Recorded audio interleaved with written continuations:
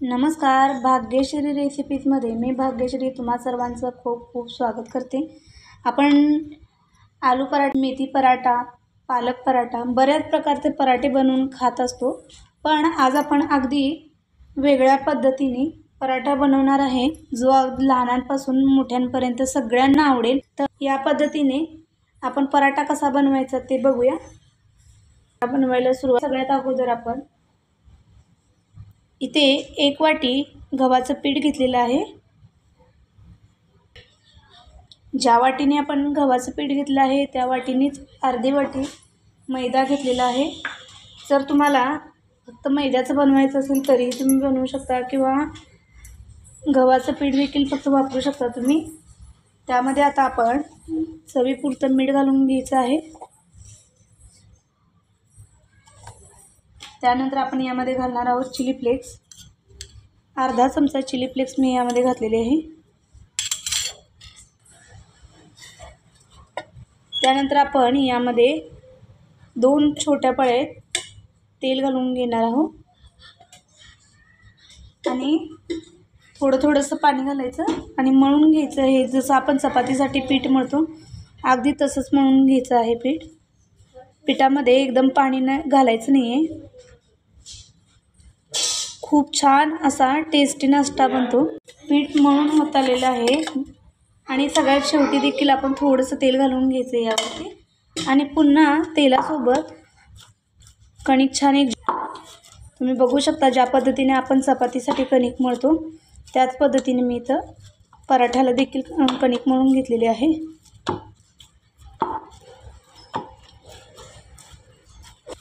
तर या पद्धतीने पीठ मळून घेतल्यानंतर आता आपण थोड्या वेळासाठी हे बाजूला ठेवूया। पीठ आपण रेस्ट करण्यासाठी ठेवून दिलं आहे।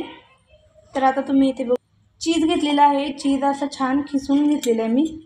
चीजमध्ये आता आपण 2 कांदे आहेत, मी कांदे चिरून घेतलेले आहेत, मोठे कांदे आहेत 2। आणि आता यामध्येच आपण बारीक चिरलेली कोथिंबीर देखील घालून घ्यायची आहे। आता यामध्ये आपण अर्धा चमचा चिली फ्लेक्स घालणार आहोत। यामध्ये घालायचा आहे पाव चमचा गरम मसाला। तुम्ही जर मोझरेला चीज वापरणार असेल तर त्यामध्ये तुम्ही मिठाचं प्रमाण चेक करून घाला। मध्ये देखील मीठ असतं, त्यामुळे मी थोडंसं यामध्ये मीठ घातलेलं आहे। आणि आता आपण हे सगळं मिश्रण एकजीव करून घ्यायचं आहे छान। रेसिपी खूप सोपी आहे, खायला एकदम टेस्टी अप्रतिम लागते। लहानांनाच नाही तर मोठ्यांना देखील आवडेल असा छान पराठा बनवून याचा तयार होतो। फार वेळ लागत नाही, सकाळच्या घाई गडबडीत देखील तुम्ही बनवू शकता। यामध्ये तुम्हाला हवं असेल तर शिमला मिरची देखील अगदी बारीक चिरून घालू शकता तुम्ही। आता आपलं स्टफिंग तयार झालेलं आहे। यामध्ये आपण मी दाखवायचं विसरले होते, यामध्ये आपण 4 लसूणच्या पाकळ्या आहेत ते बारीक चिरून घेतलेले आहेत, त्या देखील ॲड करायचं आणि हे छान मिक्स करून घ्यायचं। तर या पद्धतीने आपलं स्टफिंग तयार झालेलं आहे, ते बाजूला ठेवून देऊया। आपली कणिक देखील रेस्ट करून झालेली आहे। याचा आता आपण छोटा गोळा बनवून घेऊया या पद्धतीने।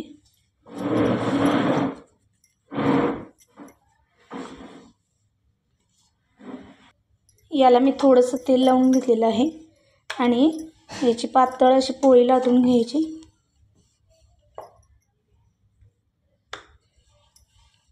खूप छान टेस्टी पराठा आपला बनणार आहे। तर व्हिडिओ शेवटपर्यंत बघा आणि व्हिडिओला लाईक, शेअर आणि सबस्क्राईब करायला विसरू नका। त्याचबरोबर बेल आयकॉनला देखील क्लिक करा। तर आता आपण यामध्ये तुम्ही बघू शकता, पोळी तुम्ही बघू शकता अगदी जाड नाही आहे, अशी पातळ थोडीशी लाटून घ्यायची। आणि आता यावरती आपण जे स्टफिंग बनवलं होतं ते घालून घेऊया। तर हे घालून घातल्यानंतर दोन्ही बाजूनी असं फोल्ड करून घ्यायचं आणि राहिलेल्या दोन्ही बाजू देखील या अशा छान फोल्ड करून जोडून घ्यायच्या आणि या पद्धतीने आपण पराठा तयार करून घ्यायचा आहे।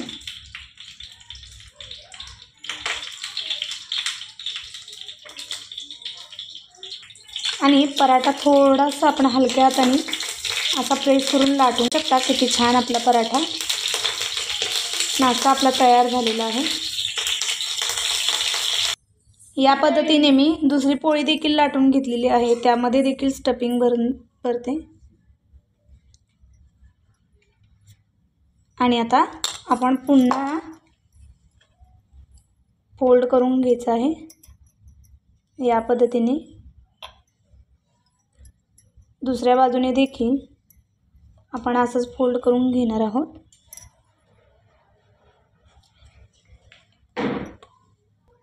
व्यवस्थित हे प्रेस करून घ्यायचं थोडं हलक्या हाताने आणि पुन्हा थोडं लाटून घेते मी याला। तर हा देखील आपला पराठा छान तयार झालेला आहे। आता आपण एक पॅन घेतलेला आहे, पॅनमध्ये तेल गरम करून घेतलेलं आहे। तुम्ही शॅलो फ्राय डीप फ्राय करू शकता तुमच्या आवडीप्रमाणे। तर आता यावरती मी घालून घेते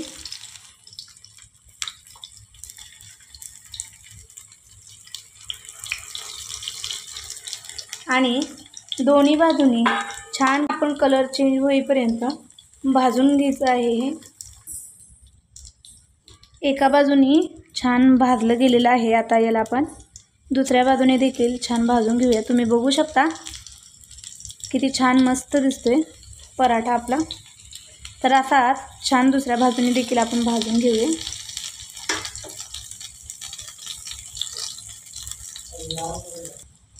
तर आपला पराठा दोन्ही बाजूने छान भाजून झालेला आहे आणि आता गॅस बंद करून घेते मी।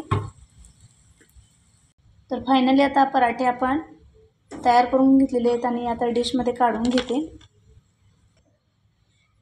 मस्त चीजी, क्रिस्पी आणि तितका सॉफ्ट असा मस्त युनिक असा पराठा आपला तयार झालेला आहे बनून। व्हिडिओला लाईक आणि शेअर सबस्क्राईब करायला विसरू नका। तर वेळात वेळ काढून आपली ही रेसिपी पाहिली त्याबद्दल तुम्हा सर्वांचे खूप खूप आभार। धन्यवाद।